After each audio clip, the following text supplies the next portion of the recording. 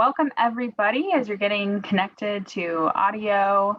We'll just give it a few seconds while people are still trickling in. Thank you all for joining us today. We wish it could have been an in-person event, but that's all right. So this session is the Q&A session for the post-bac application. So we're going to be really focused on the application during this discussion. Just so everyone knows, we are recording this session. So if you'd prefer not to be on screen, go ahead and turn your cameras off, although we do love to see your faces. It makes it a little bit more fun. My name is Lindsay. You said post-bac. I just want to make sure I'm correct. This is BSMD, right? This is BSMD. You're Okay. right. Thank you, Zach. All right. So this is the Q&A session for the BSMD application. My name is Lindsay Forbes, and I'm the Outreach and Recruitment Coordinator for Northern Nevada here at UNR Med. And I have a few of my colleagues here with me today. So I'm going to have Zach introduce himself. Hi, my name is Zach Walker. I'm the coordinator for pipeline programs and diversity initiatives for the School of Medicine at UNR. Thanks, Zach. And Erin. Hi, everyone. My name is Erin Ketchum. I am the admissions manager for the UNR School of Medicine. And Clark. Hi, guys. I'm the Outreach and Pipeline Program Assistant. I work with Lindsay up in the north. I support Andre in the south, and I support Zach up here in the north as well. I mean, we all support each other, right? All right, and so today we're going to be mainly utilizing the chat feature. So if you have any questions, feel free to share your questions in the chat. If the question pertains to the section of the application that Erin's on, we'll answer it right then and there. If you think of it a little bit later, or if it has something to do with something else, we're going to reserve those questions for the end. And then we have a bunch of pre-submitted questions that you guys sent in when you registered. And with that, Erin, I will let you take it away. Perfect. Thanks, Lindsay. I'm going to go ahead and share my screen so that way you all can see the application as we walk through it together. And all right, we are live. So we are going to walk through this application step by step. Our application for the BSMD program is live and available on our website. The easiest way to get to it is to go to our BSMD website, and there is an Apply Now button. So go ahead and click that if you have not gotten started. If you have, congrats, you're getting on everything early. For today's session, like Lindsay said, we're going to answer frequently asked questions regarding the BSMD application. We're also going to go through the application as a whole and address any general concerns. A couple of reminders: the application is open and it will close on January 13th, 2021 at 11:59 p.m. So we will need to have this application that we're about to go through, all your transcripts and all of your letters of recommendation and your payment, all of that in by January 13th. So mark that date on your calendar. It's a really big one. Okay, another reminder is that you will need to apply to the BSMD program, but you're also going to need to apply to UNR undergraduate campus as well. That's going to be a separate application. I will show you how to do that as we go through our application. So once you've started your application, once you log in, it's going to ask you to create login information. Once you've done that, you are going to choose the program that you're applying to. That's going to be the BSMD Fall 2021 program. Once you have selected that, it's going to bring you to this page right here, and this is going to be your application homepage. On this application homepage is a little bit about the program, some reminders of important dates. You'll see that January 13th one right there.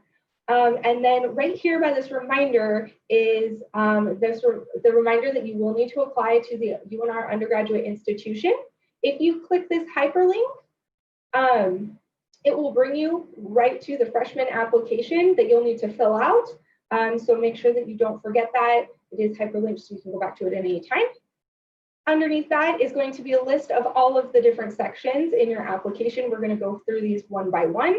But it is important to note that you can come back to this checklist at any time. If there's a yellow triangle, it means you still have work to do on that page. And if there's a green check mark, it means you're good to go for that page. So you can use this as your guide. First off, we're going to start with the basics, contact information. So contact information is pretty straightforward. I just urge you to put information that you check regularly. So if you're putting a phone number, put a phone number that you'll be able to answer pretty regularly, or check voicemails on. If for your email, put your main email address. You're going to want to check it regularly. Important things will come to that email, such as invitations to interview if you get invited to interview. So make sure that that is you're putting your most recent and most checked information on this contact page. All right. One of the tricky things on this page is the current residence description, and that's down here. It's going to ask what your current residence description is. There's a couple different options. Military or government installation is if you live on a military base, camp, post, or station, something like that, that's under the jurisdiction of the Secretary of State or military department. A rural is basically any town up to 50,000 people. Suburban is basically if you are kind of on the outskirts of a city, they're primarily residential, and so that's kind of that suburban. Urban is areas of around 50,000 or more people, high population density, so it's what you would think of when you think of a city. Okay, if you feel like where you're currently living is not captured by any of those, you have the option to select other, or I don't know if you don't know what counts. But generally we say go ahead and take your best guess based off of these descriptions. Next up is biographical information. So generally, again, pretty straightforward: birth date, your gender identity, your designated pronoun. It will ask if you are a citizen of the United States and ask your citizenship status. They will also ask your racial self-description. You will notice that there is a box for other or I do not wish to answer, so those are available to you as well. A couple of things that we do want to go over in a little bit more detail on this page is if you wish to include a disadvantage statement. Okay? A disadvantage statement is basically if you feel yourself disadvantaged as an applicant due to social, economic, or educational factors. If you think that that might be you, you would click yes, and then you would have a box to explain your disadvantage statement. A couple of tips for your disadvantage statement is you do not want to use this space to try and make excuses for deficiencies in your application. Rather, it's best utilized to provide context to your unique situation to kind of help explain areas of your application. So basically, some things to consider, like your grades on the lower side, since you have a learning disability. Could you not do any shadowing or clinical experiences because of the lack of healthcare facilities in your area? Or did you have a difficult time paying for college or any high school supplies as personal family finances were strained? Okay, so kind of keep those types of things in mind. If that feels like that applies to you, you would go ahead and include a brief statement on the disadvantage statement. Generally, those are kept to like one-ish paragraphs. The next somewhat tricky question on this is if you are a first-generation student. So everybody kind of defines first generation differently. For this application, first generation means that neither of your parents have obtained a bachelor's degree in the US or outside of the US. So even if your parents have an international bachelor's degree, you would click no for that first generation question. However, if your parent earned an associate's degree, you're still considered first generation. So then you would click yes. Okay. Any questions so far? No, looking good. Sounds great. So next up is going to be your parent guardian information. Please include as much information in this section as you can. You can list up to 4 parents or guardians.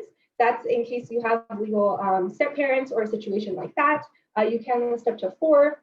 In order to do that, you are going to click this blue add button, and then there will be a field that asks for their name, their occupation, and their highest level of education. Okay?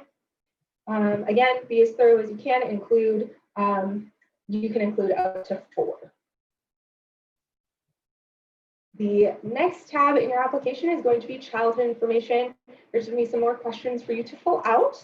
It's going to ask you for your primary childhood city of residence as well as county of residence. And then again, that same residence description that you saw earlier.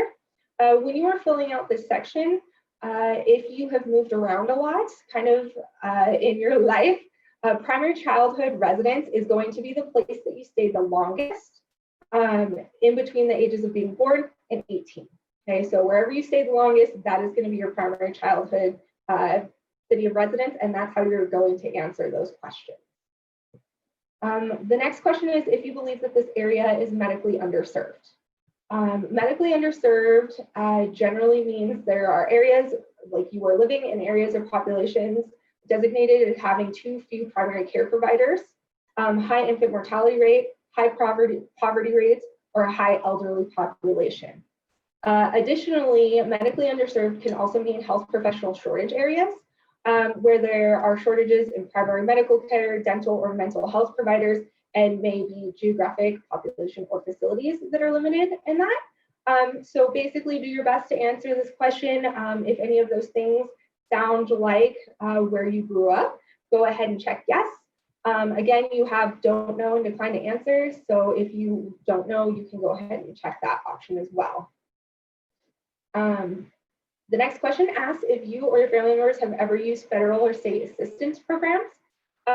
So those programs are programs like SNAP or WIC or unemployment insurance or temporary assistance for needy families or the National School or Free Reduced Lunch Program or the Head Start program.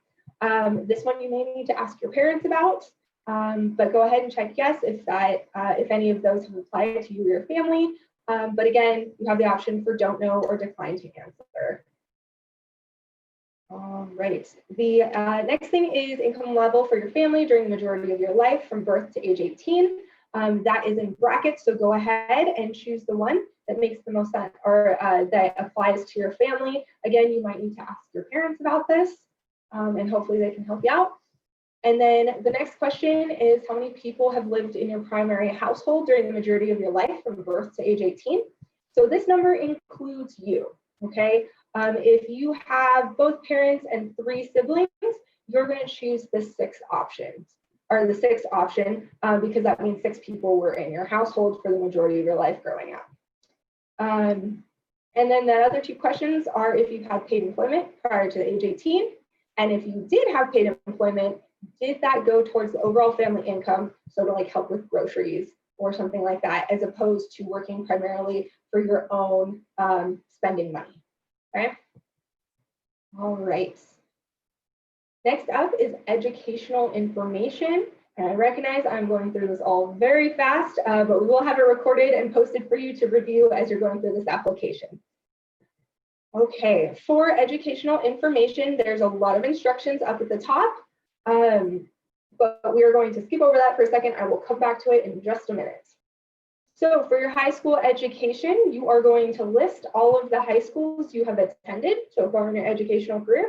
You can list up to 4. So if you have like 5 high schools, go ahead and list the ones that you attended the longest. When you are filling out high school information, we will ask for your school name, the dates of attendance, so start date and end date. If you're currently enrolled, so if you're still going to this high school, you're going to include your anticipated attendance end date. So, May 15th, 2021, if you're graduating in the spring. It will, again, ask if you're currently enrolled, yes or no. You may get some of these notifications if it saves and you're not finished with that page, so just keep that in mind. Don't let it freak you out too much. You will be asked for your unweighted GPA. So we, again, want unweighted. So if it's a 3.8 unweighted, but like a 4.3 weighted, you're going to want to put that 3.8 unweighted GPA here. Additionally, you're going to want to add your class rank, which can usually be found on your transcript. You can also ask your school registrar if you don't know. And then finally, that high school description again, you're going to see all those same categories. Go ahead and put down what the description is of where your high school is located. The last question on here, it's going to ask if you've taken any coursework which will be counted towards college credits. So if you haven't, you're going to go ahead and click that first one. If you are dual enrolled, click that second one. There is an option for AP credits, which are going to transfer. So if you're taking AP classes, you're going to click this one right here. And then it said, this last one is if I have attended one or more courses at a community college or university, right? So some students take university courses like during the summer that's not, necessarily going to show up on your high school transcript. So that was what you would click here. The next section is your college information, okay? You do not need to add anything to the college information section if you've taken AP credits or if you've not attended a college while in high school. So this section is only going to be for those that are dual enrolled in both high school and college courses or have taken external college courses, okay? This is an optional section for you.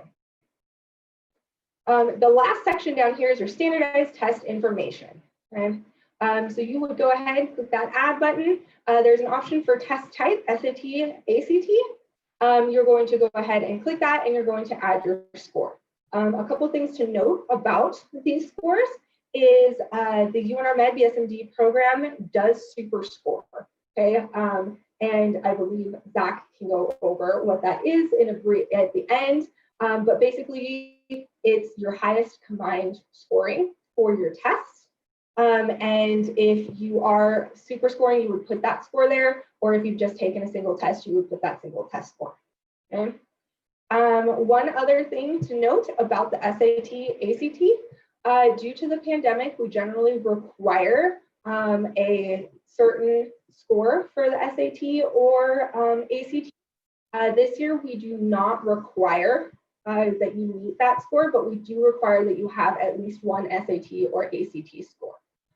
However, if you have that score and it does not meet the cutoff, which would be a combined math reading score of 28 for the ACT or a math reading, 1320. 1320, thank you. I was like, where is it on this whole list? For 1320, if those scores are not ones that you've been able to meet, you will be required to upload a description of why you were unable to retake that test. For example, if you had that test scheduled and it was closed down due to COVID. So if you meet the score requirements, no worries about putting that extra document in there. If you do not meet the score requirement, you are going to have to provide a description, okay? Okay, so Erin, can you go back and clarify one thing related to the education section? Should Yes. AP courses be under the college section? No. AP Just courses, yep, AP courses are like hosted at your high school, and so they will show up on your high school transcript. So those, you would just click that I have taken AP courses box under the high school section. Yes, great question. Okay, so you filled out all of the information now about your educational history. You are not done yet with this tab. This is kind of one of the larger sections of the application. Like I said, you will have to submit copies of your SAT or test scores or ACT test scores. An unofficial test score is fine, like a screenshot of your score in your testing portal is just fine. You will have to upload that into your application. I will show you how to do that a little bit later. But in addition to those test scores, you're also going to have to upload unofficial transcripts for all of the high schools and or colleges that you've attended, okay? If you do not know how to go get those transcripts, ask your registrar at your high school. They'll be able to help you out. But you are also going to need to upload those. We're going to need both your test scores and your transcripts before that January 13th date. So certainly don't delay on getting those. The last thing that I want to make you aware of is if you're invited to interview with the BSMD program, you're going to need to submit an official copy of all the transcripts that you uploaded for this application, okay?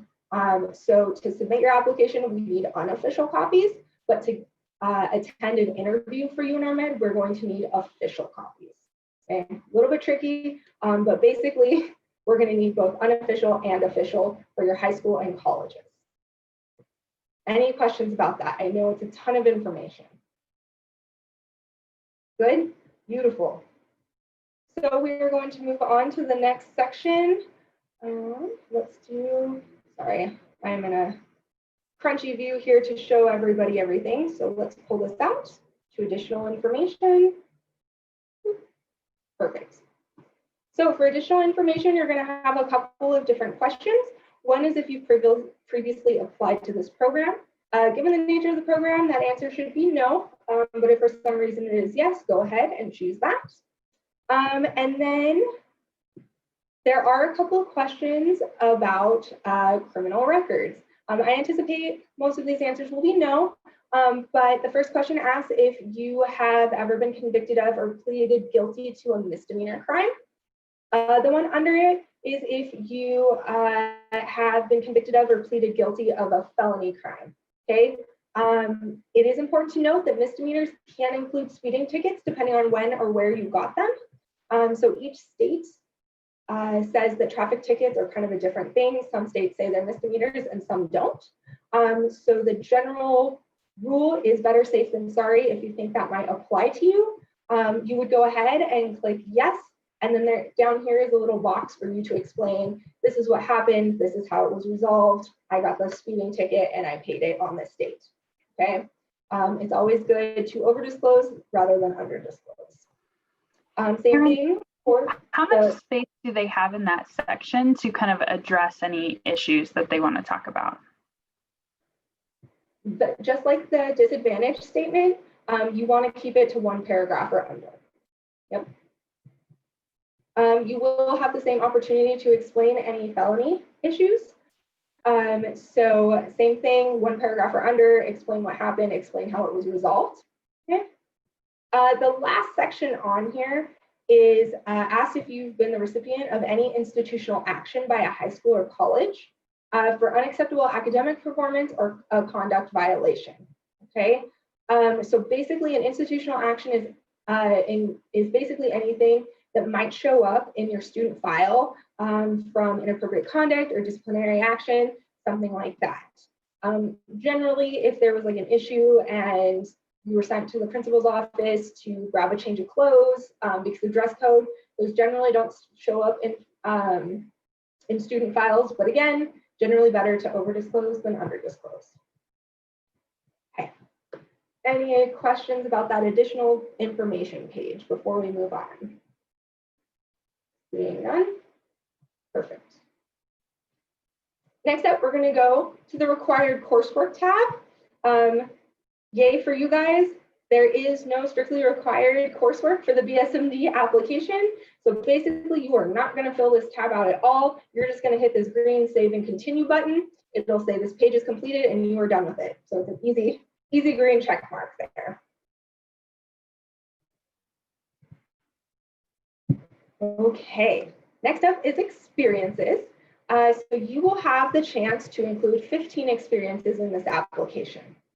When you go to add an experience, it will ask for the experience name, and there will be a drop-down section of the type of experience that it was. Your options are research, leadership, paid employment, healthcare clinical, community service, academic, or other. So just go ahead and choose the experience type that you think fits the best with the experience you are listing. It will ask your start date and your end date. If you are still doing it, go ahead and put the anticipated end date. So if you think it's going to stop, end of spring, go ahead and put an anticipated end date. We'll know that in the future you're still doing that project or that particular activity. You will want to include the total hours that you have done in whichever experience you're listing. We ask that you do not project hours, okay? So projecting hours basically means when you list future or expected hours in an experience, we don't want to see that. We would much rather you list, I started this experience a month ago, I've done 18 hours, but I'm anticipating that I will do it until this date. We don't need to know how many hours you're anticipating doing. We want to know how many you've done. So don't project those, okay? We will ask some contact information about the organization or activity contact information, so just fill that out. That's so we can check on anything if we need to. Underneath here at the bottom, there will be an experience description. There will be a 700 character limit, so this does include spaces and punctuation, okay? This is your chance to give a little bit more information. What did you do during the experience? If it is one of those situations that you just started, but you're planning on going through the spring or the summer, you can put that here and say, hey, I just got this, but I'm planning on doing it for as long as I can or through the summer, something like that. This is your chance to really kind of explain that experience and give the admissions committee a chance to really understand what it is that you were doing there. Okay, like I said, you can add up to 15 of those. You are not required to for the page to be filled out, but we do encourage you to fill in as many of those as you can. Okay. Any questions about experiences before we move right on? No? There was one question for experiences. Is it specifically limited to medical experiences? No. So these are any experiences that you would wish to share with the admissions committee. Generally, you are aiming for a well-rounded set of experiences, right? So you are going to want to show some academic experiences, some volunteer experiences, some potentially clinical healthcare experiences if you have them. We know it's difficult, particularly right now. So you are going to want to show a variety of experiences, and they do not all need to be clinically related. That's a great question.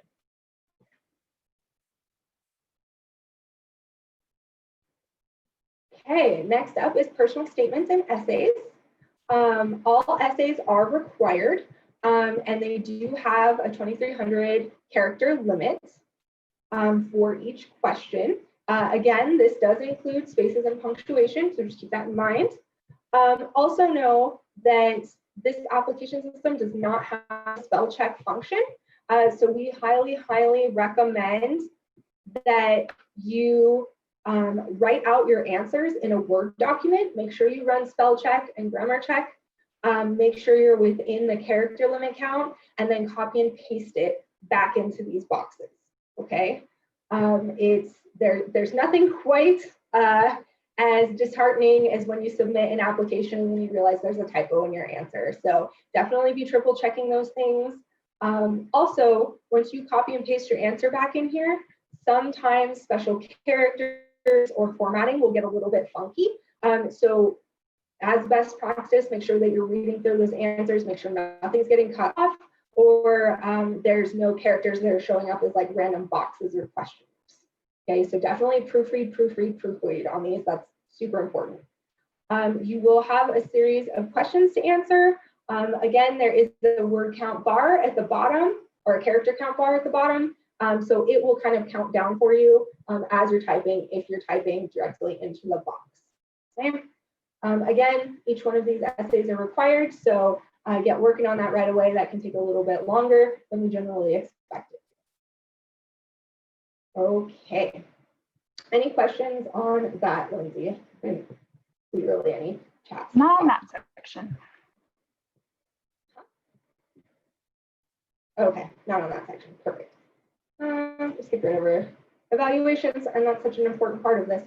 Okay, so for the not post-bac, I almost did what Lindsay did. The BSMD program requires 3 letters of recommendation. That is the maximum, so do not submit more than 3 letters of recommendation. Your letters must be 1 letter from a clinical or community service setting, 1 letter from an academic setting written by a science instructor or teacher, and then 1 other letter of your choice. This can be from a teacher, an employer, a volunteer coordinator, basically anybody who you believe is going to write you a strong letter of evaluation. A word of caution there. Generally, a strong letter of recommendation does not come from a family member. We are not interested necessarily as a program on how amazing your grandmother thinks that you are. We instead would like to know, how do you work as a team? How do you work in the school setting? How do you problem solve through issues? And those types of things are best written by people that have worked with you in one of these other types of environments, such as school, volunteering, or outside in like a work environment. So that's just kind of a letter or like a note on those recommendations. Definitely want to stay away from family members for letters of recommendation. In order to add recommendation providers so that they can submit their lovely letters for you, you're going to do this green add recommendation provider. It's going to ask you for the following information: the name of the letter writer, the type. So basically, who are they to you? Are they a teacher, an academic advisor, something like that? Their institution affiliated. So if they're a teacher to high school, what high school do they teach at? You know, where do they work at? Those types of things. Their best phone number for us to reach them at in case there's any issues, and then their email. This is a really important part. You are going to want to include an email that you know that they check regularly, okay? The recommendation request will be sent directly to their email, so you do not want to be sending it to an email they don't check, okay? Also, as generally best practice, once you request a letter of recommendation from a writer, it is smart to follow up on your own with that writer, okay? Make sure that they got that request, make sure that they understand what they need to do to make sure that someone gets a letter of recommendation in time, you know, uploaded in time for you. This part of the application is your responsibility, not our responsibility. So you need to be following up with your letter writers. An easy way to do that is you can check right here. It'll say request sent, and it will give you the date and time.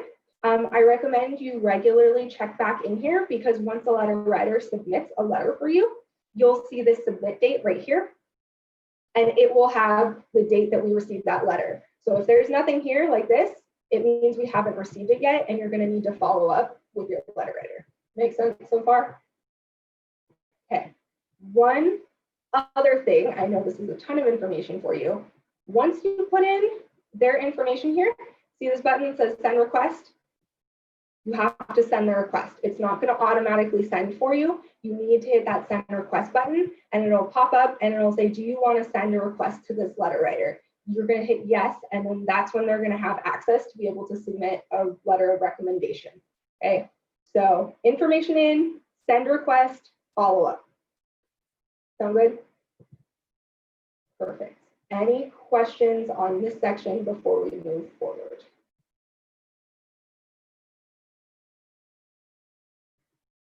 No? Good? Beautiful. We're going to move right on to your application photo. This upload is relatively straightforward. It will tell you what you need in order to submit. So it needs to be one of these file types, and it cannot exceed 4 megabytes in size. So keep that in mind when you're choosing a photo. Again, this is going to be the photo that's used throughout the application process, so you're going to want to keep it professional.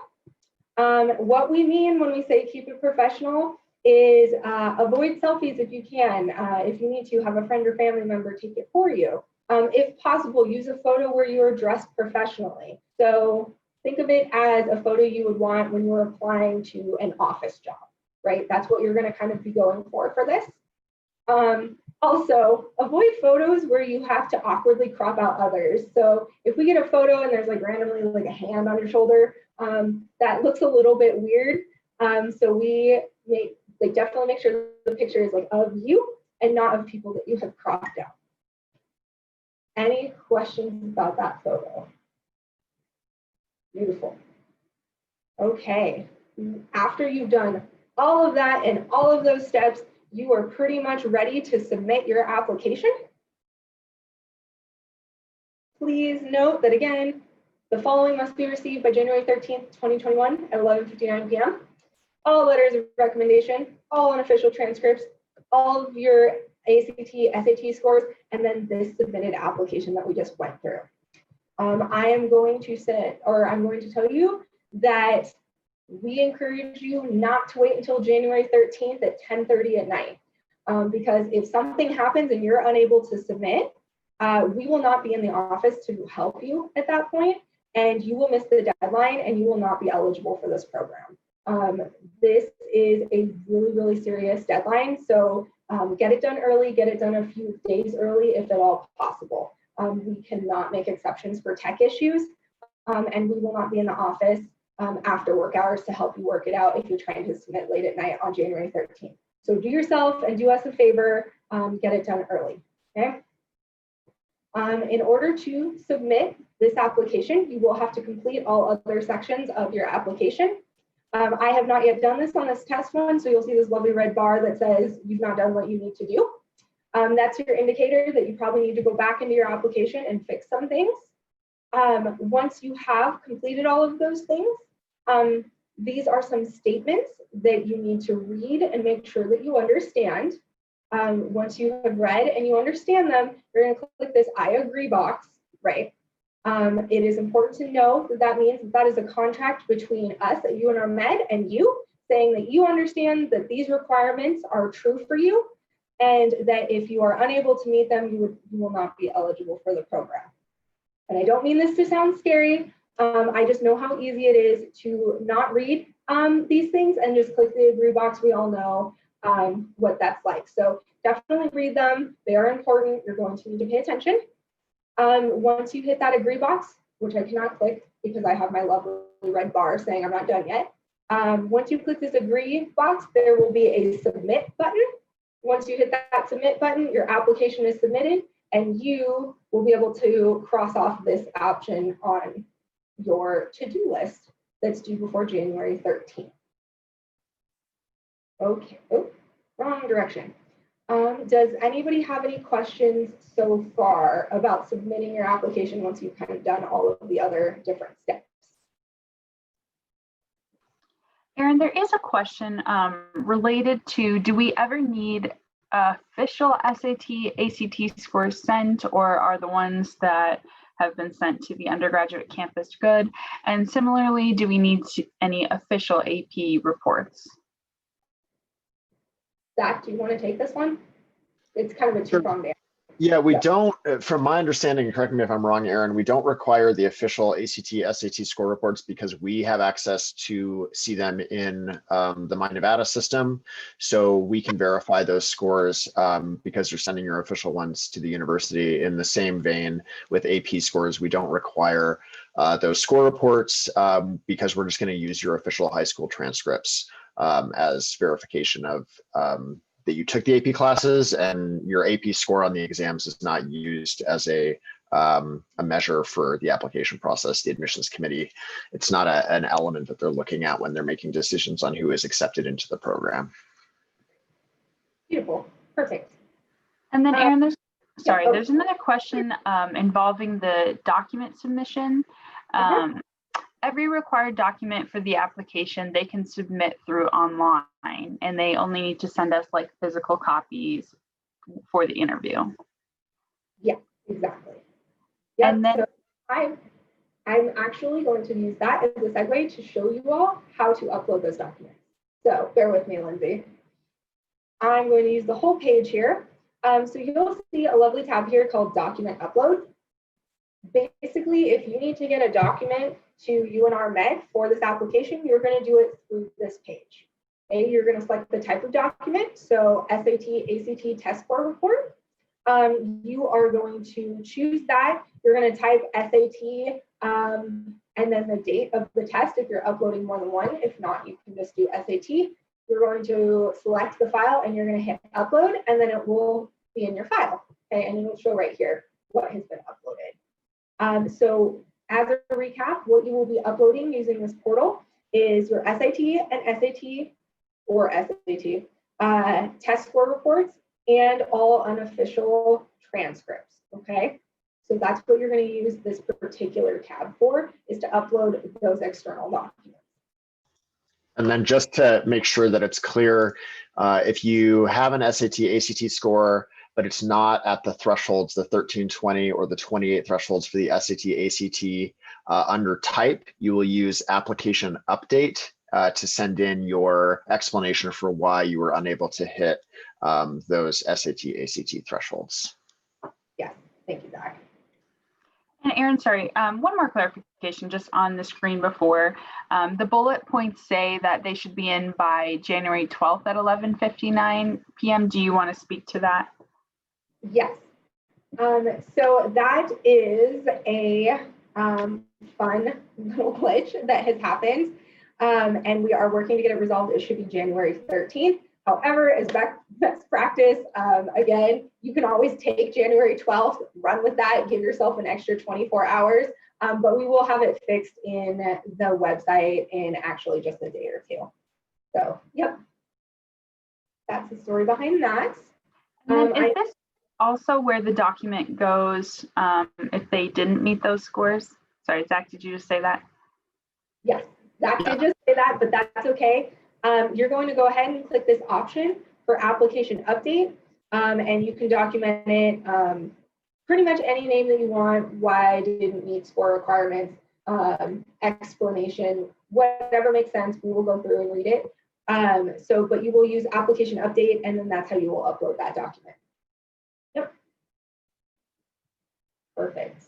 Before we move on to the pre-recorded questions and the live question session where Zach is going to take over, I do just want to point out this payments tab.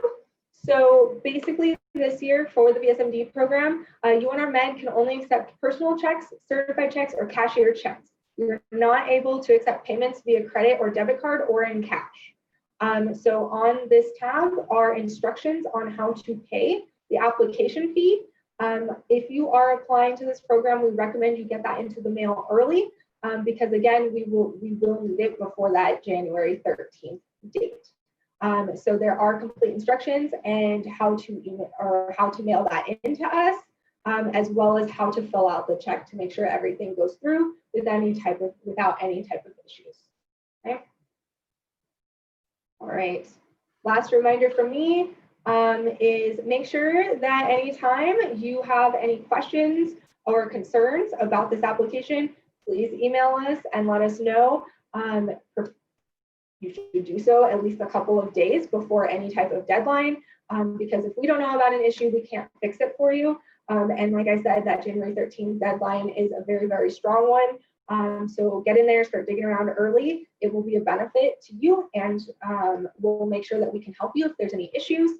While you are emailing, please make sure that you are emailing, not your parent, not your teacher. We want to hear from you because you know best what the issue is and we know best how to help you.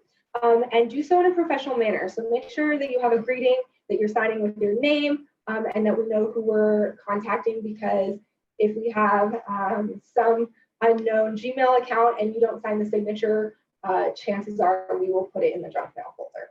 Okay, so that is it for me. We are going to move right on to the question and answer section, and Zach will take over from here. Actually, I have one more question for you, Erin, related to official transcripts. Are official transcripts considered official if they're emailed by a high school counselor? Generally not from a counselor, but from the high school registrar, yes. So generally, if you ask your counselor for official transcripts, they will know what you're talking about and will be able to get that information to us. But yes, we can accept electronic official transcripts. Yep. Okay, and then at this point, we are going to move to the pre-submitted questions, but if you still have questions, if I missed your question, it didn't get answered, feel free to put that in the chat again. So we're going to start with, Zach, in general, what are the eligibility requirements for this program?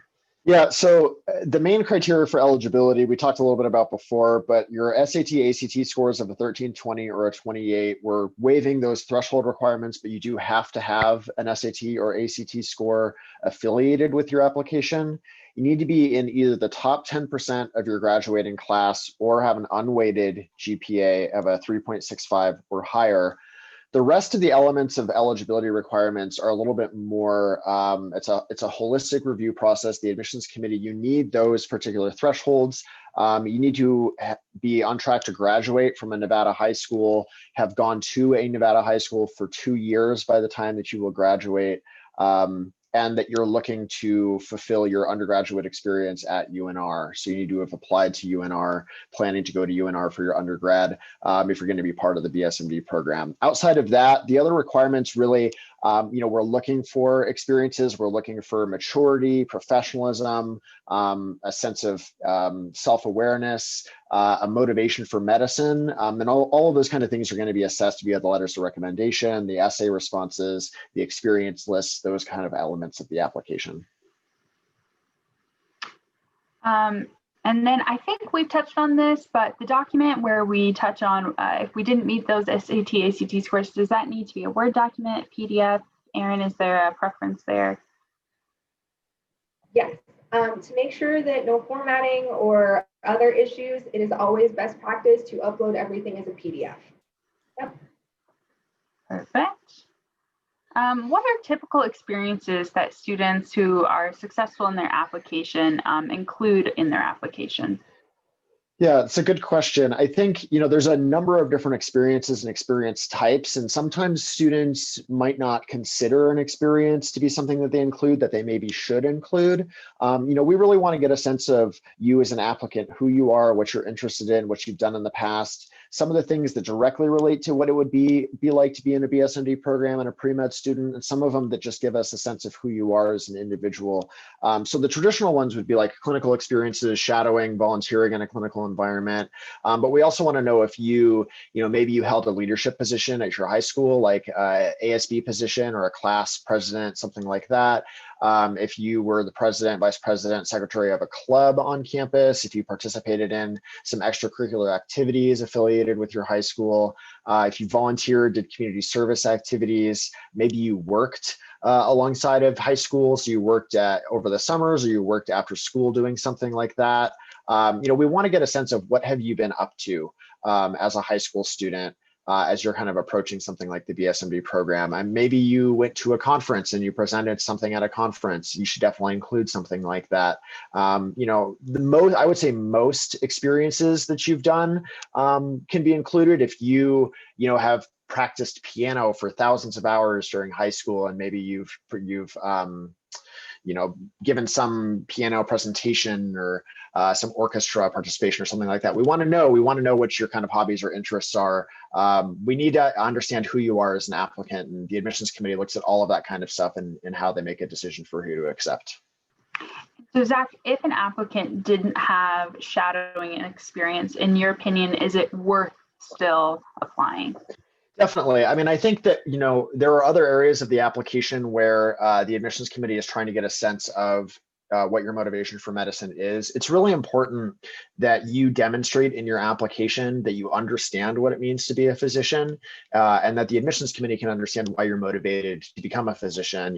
Essentially with this program, our admissions committee is accepting you to medical school because you do get a reserved contingent seat upon acceptance into the BSMD program. Now, there are ways that you can lose that seat based on academic performance, professionalism performance, those kind of things. But they're saying yes to you as a future medical student at our medical school when they accept you into this BSMD program. So they need to know that you really understand what it means to be a physician, and that you're truly interested and motivated to become a physician. Shadowing is one of the ways that you can demonstrate that. You can also demonstrate that through volunteer experiences in a clinical environment, through the ways that you respond to the essays and the ways you talk about why you want to be a physician. So it's not necessarily required that you've participated in shadowing. There are ways to get involved in virtual capacities. There are virtual shadowing opportunities and experiences, YouTube channels where you can kind of virtually watch a physician move through kind of their practice of medicine and get those kind of senses of what it means to be a physician. And we understand that, especially in this kind of time of COVID-19, it's been particularly challenging for any pre-med student, whether high school or college, to get themselves into a clinical environment. Lindsay just posted a great PDF in the chat that gives you a lot of resources and ideas for how to gain some of these volunteer experiences, virtual shadowing opportunities, those kind of things. So we highly recommend anybody who feels like they might be a little deficient in the especially clinical experiences side of things, take a look at that PDF and see if there's some things you can do between now and when you submit your application that helps you respond to these essay questions and fill out the experiences section of your application.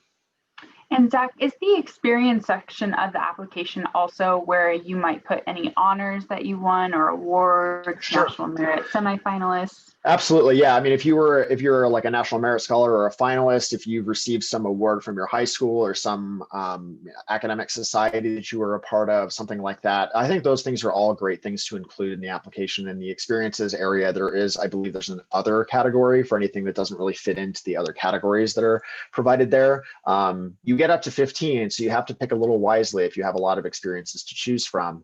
But definitely include things that you feel like helps the admissions committee be informed about who you are as a candidate for the program. Zach, what would you say UNR Med is looking for in an applicant for the BSMD program?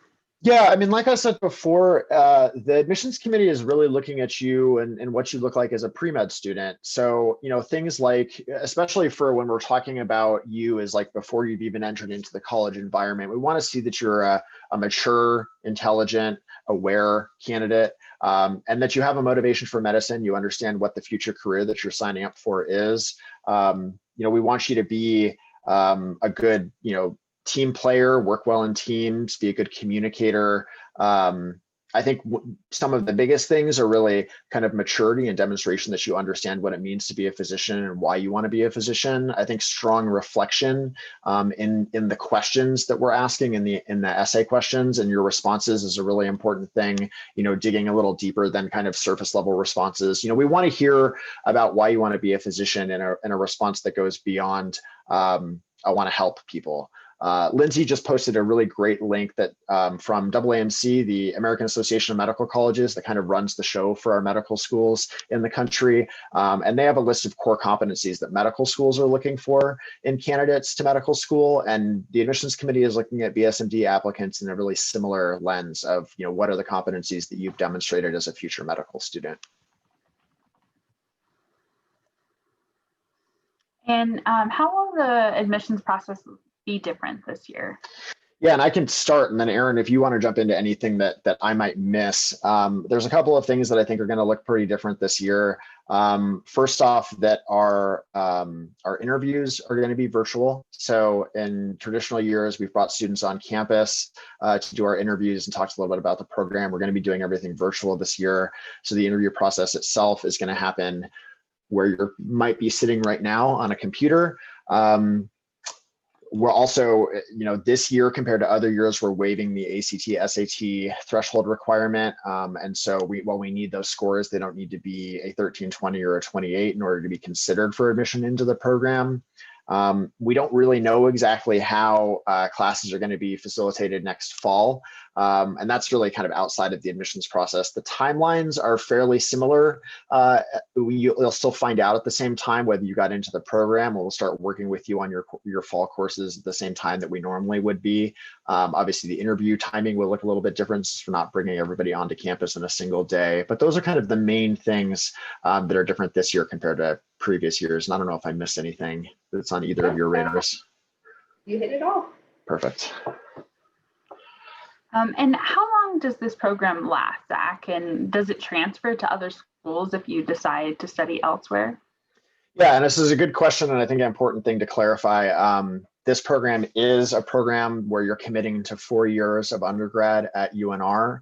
There is not an option to take any undergraduate coursework elsewhere. There are a few exceptions to this. There are some opportunities for students to do study abroad if you're able to get the majority of your coursework done in the other semesters of your 4 years of undergrad. You could potentially do a study abroad opportunity during one of those semesters, as long as you completed all of the coursework that's required for the program. But you can't transfer to a different institution to complete any of your undergrad if you're part of the BSMD program.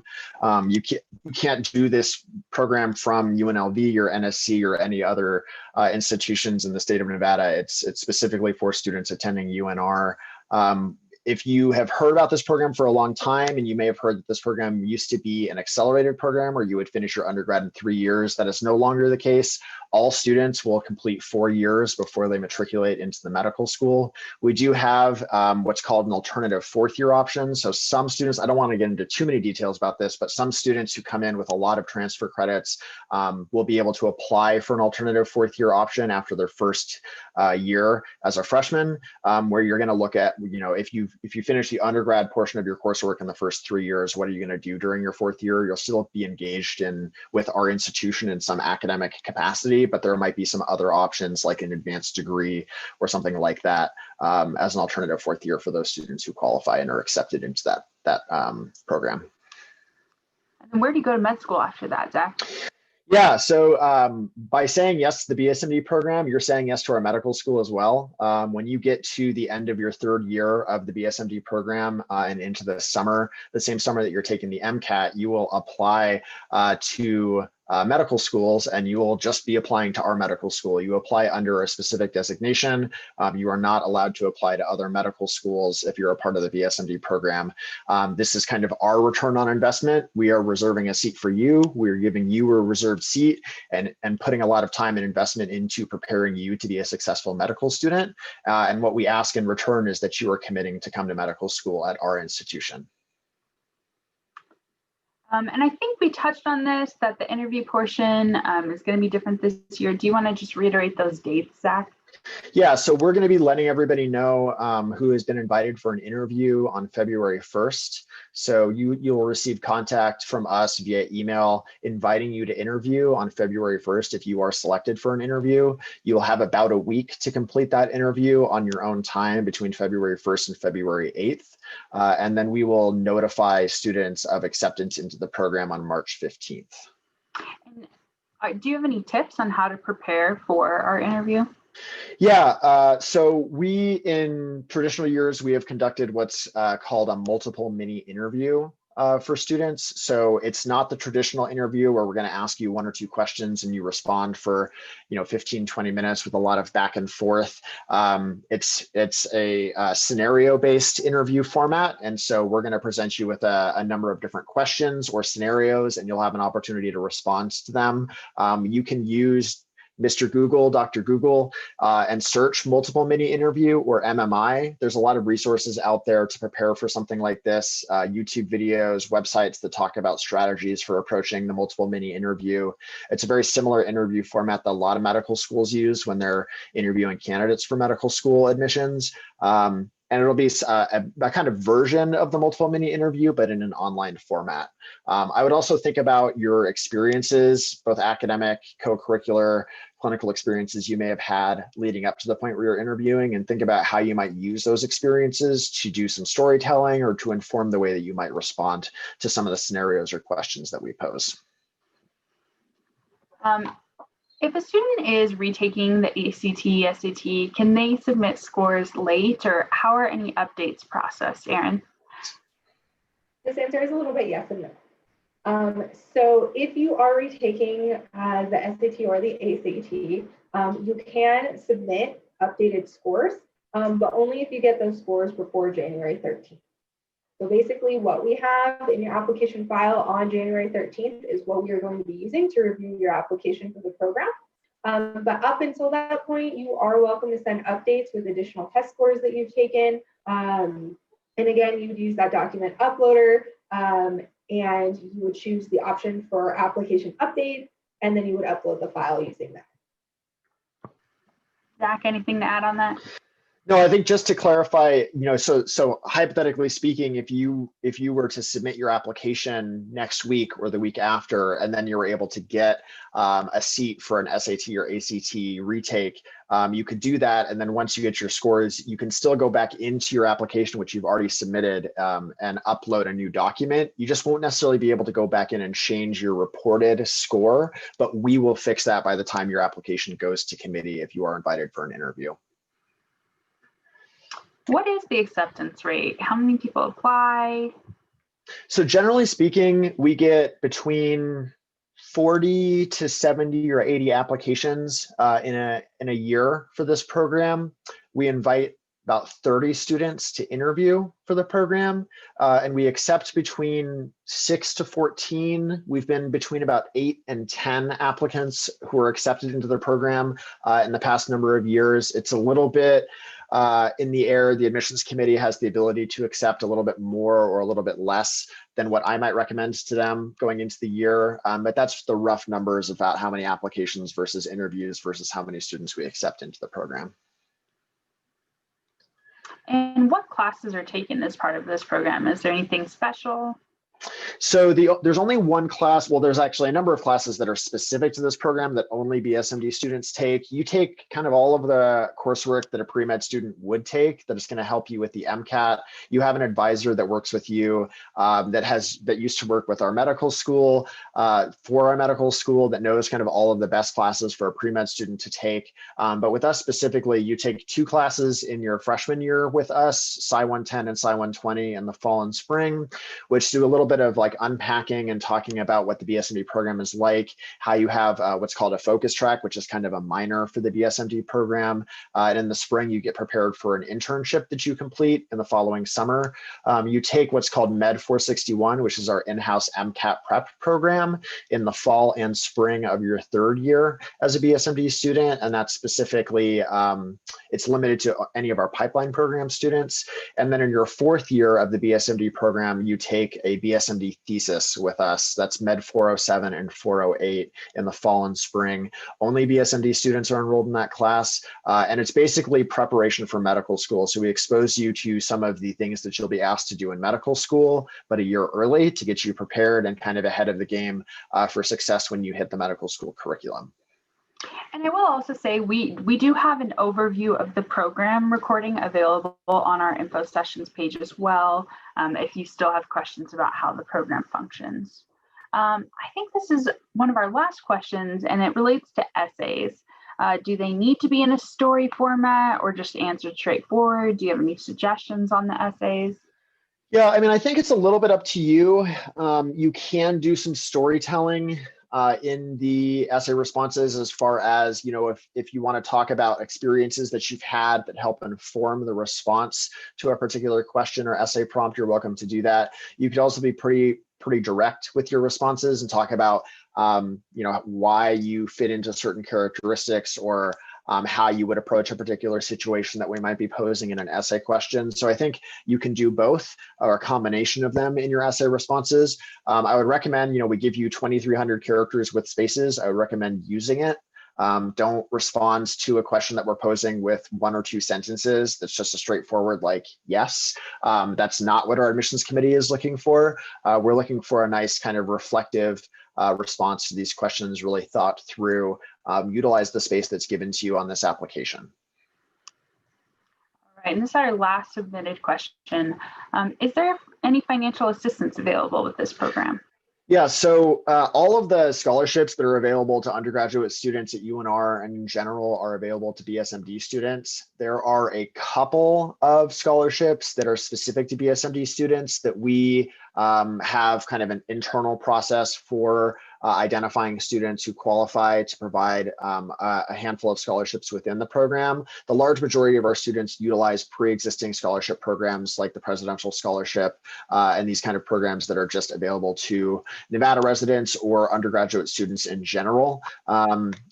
We do have a couple in-program stuff, but we don't really start dealing and talking about that until students are in the program.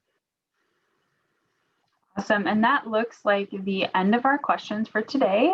So thank you everyone for your time. If you have a question that didn't get answered or something maybe that's more specific to you personally, feel free to email us at that Office of Admissions email.